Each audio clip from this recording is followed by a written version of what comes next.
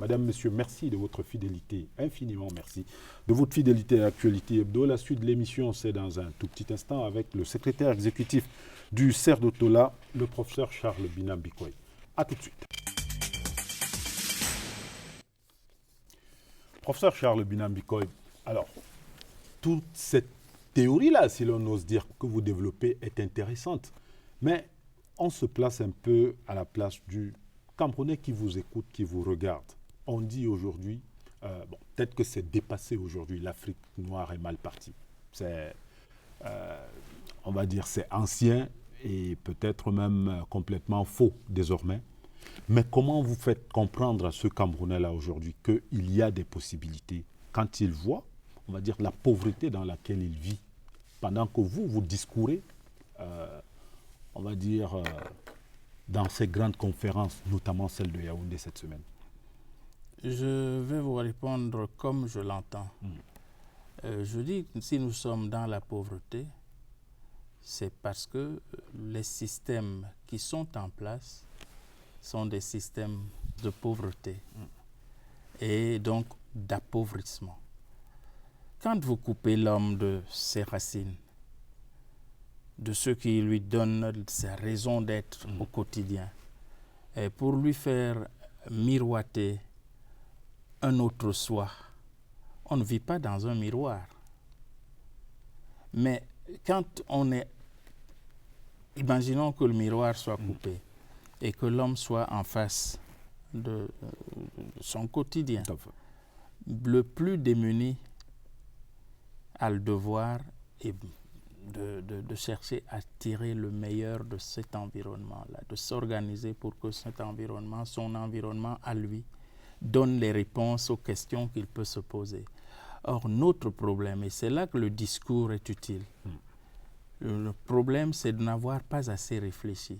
C'est que nous avons été déconnectés de la réflexion sur notre propre développement. Et en commençant par notre école, évidemment. Donc pour revenir, parce qu'on risque de s'égarer, le Camerounais qui nous regarde, il sait, nous savons, nous, qu'il mange camerounais. Il devrait manger camerounais. Il mange camerounais. Il ne le sait, on ne le dit pas, parce que ce n'est pas valorisé. On va valoriser ce qui est importé et qui va peut-être compléter l'alimentation du Camerounais. Mais on oublie que la plupart de nos populations africaines vivent et se nourrissent camerounais africains. Allez dans les villages, on ne mange pas de beurre le matin au petit déjeuner, on ne mange pas de pain au petit déjeuner, on ne mange pas de fromage, on ne mange pas des filets de ceci, des filets de cela, mais on se nourrit.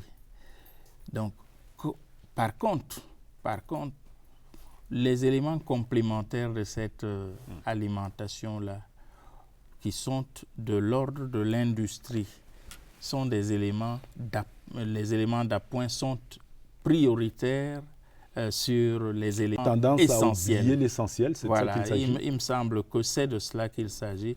Et cette manière d'extraversion des attentes des hommes et des femmes qui sont dans une position, dans une situation donnée, et qui sont amenés à attendre que les choses viennent vers eux. Voilà ce que nous voulons recombattre. Mais professeur, c'est vous qui avez parlé, on va dire, de rapport de force tout à l'heure.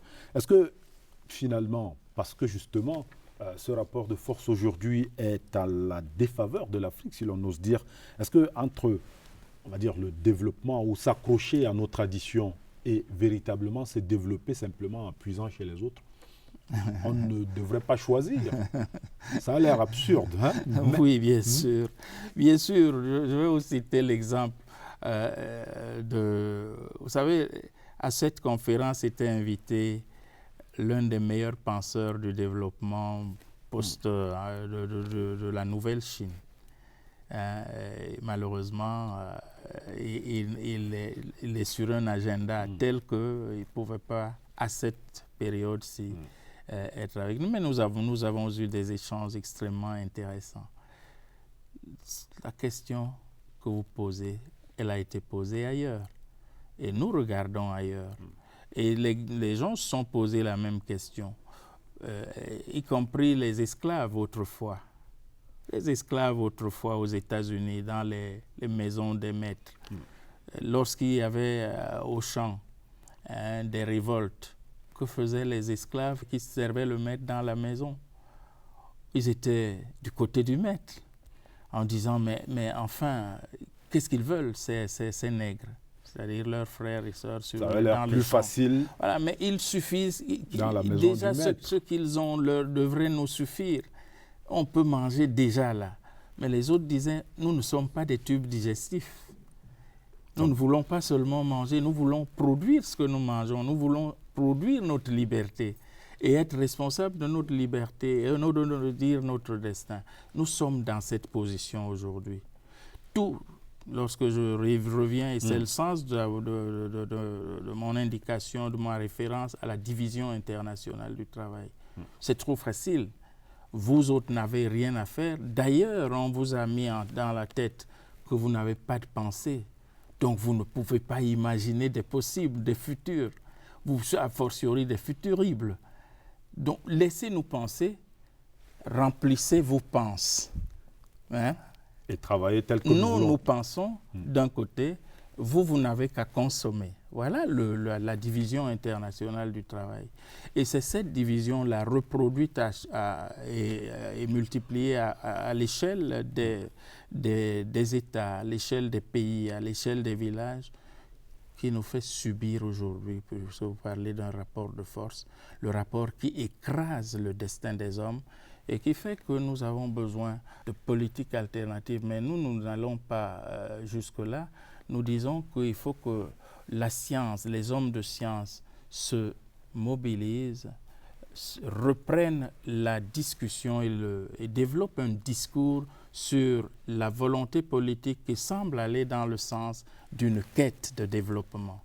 Et nous disons que cette quête de développement-là doit être aujourd'hui soutenue, non pas par la pensée qui nous vient d'ailleurs et qui est la pensée de rapport de force dominant, mais par une pensée endogène, véritablement endogène, non pas coupée des autres, mais enrichie de l'expérience de tous les autres et de toutes les autres pensées, et capable de capitaliser les acquis pour sortir avec un nouveau paradigme du développement qui tienne compte de l'exigence d'enracinement et qui donne à voir que, en vérité, rien ne commence avec ce qu'on appelle le développement, qui est un concept tout à fait récent. Il date de 70 ans. Les hommes ont toujours été dans le développement. C'est le mouvement de production et de conceptualisation des choses et des êtres pour pouvoir donner satisfaction, évidemment, aux besoins élémentaires, mais aussi aux besoins supérieurs, et qui va produire de la civilisation et faire en sorte que les hommes entrent dans des commerces les plus divers avec chacun ce qu'on appelle son identité, son patrimoine, et qu'ils puissent proposer à d'autres hommes, parce que étant bon pour l'humanité concernée, cela devrait pouvoir universellement être bon pour l'humanité sur d'autres espaces de la planète Terre. Professeur, je vais vous proposer un petit arrêt pour faire justement une petite incursion dans la conférence telle qu'elle s'est déroulée, telle qu'elle a commencé ici à Yaoundé, avec des points de vue, on ne va pas dire différents ou même divergents, mais c'est des points de vue très intéressants sur le développement de l'Afrique en tenant compte de sa culture. Voici Evelyne Ounaïsomba. Ils ont répondu à l'appel du cerf de Tola pour ce grand banquet des idées. Au menu, la tradition, science millénaire d'un continent, de l'Éthiopie ancienne à l'Égypte, inventrice de la mathématique et des humanités. Pas de nostalgie d'une gloire oubliée, les intellectuels font leur aggiornamento, invités à repenser l'émergence. C'est un impératif du point de vue des indicateurs économiques, mais ce n'est jamais qu'un horizon.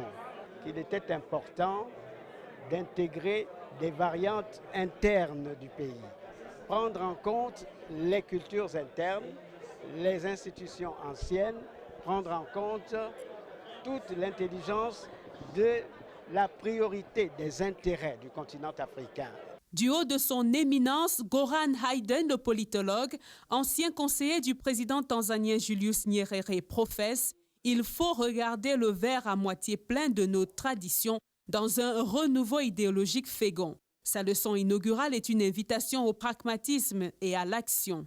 Nous devons sortir du moralisme parce que nous, on a des discours, et peut-être moi-même je l'ai fait, essentiellement moralisateur, on veut inoculer la mauvaise conscience à ceux aux plus développés, mais qui jouent sur l'intérêt. Nous devons devenir réalistes, prendre en compte le fait que le rapport de force est là. Tout juste des prémices de réflexion en ce premier jour du colloque et déjà des échos. Ce colloque est très très important parce qu'il nous dit que nous devons être nous-mêmes et rentrer en nous-mêmes ce que nous n'avons pas été et que nous avons oublié d'être. Il faut que nous soyons cela aujourd'hui.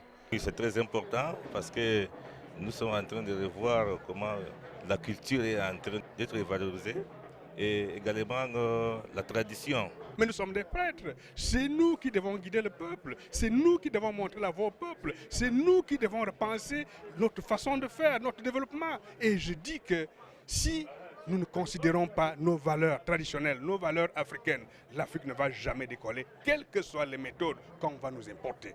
Le président de la République ne perd pas une miette des échanges, représenté ici par son conseiller, le professeur Luc Sinjun.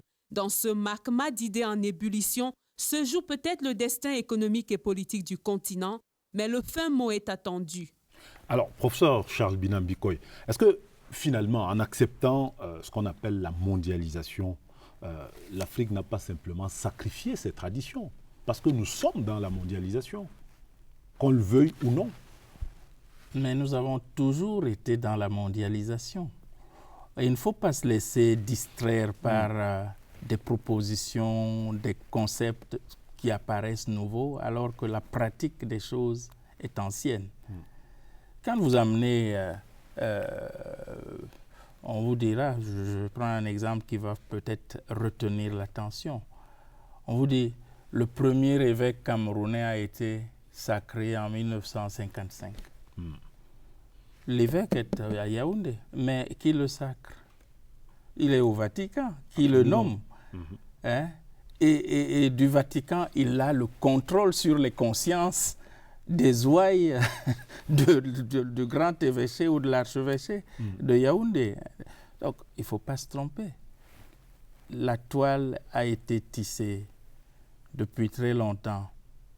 J'aime rappeler que l'Afrique est dans le monde. On n'entre pas dans la mondialisation comme si elle était quelque chose situé ailleurs. Nous sommes le monde, nous aussi. Et il faut dire qu'on est le monde. Et c'est pour ça que je terminais mon propos liminaire en vous disant il faut faire taire le silence. Il faut se réapproprier la parole, mais une parole de démystification. Démystifier les concepts, c'est le rôle des intellectuels. Ils ne parlent plus, nous ne parlons pas assez. Et quand ils parlent, on dit ils critiquent les autres, ils jettent la pierre. J'ai entendu avec beaucoup d'amusement mon ami, le professeur John Mwele. Non, ce n'est pas un jeu, ce n'est pas des jeux de mots que nous faisons ici. Nous sommes là pour parler de choses extrêmement profondes et sérieuses. Elles ne sont pas éthérées, elles sont réalistes.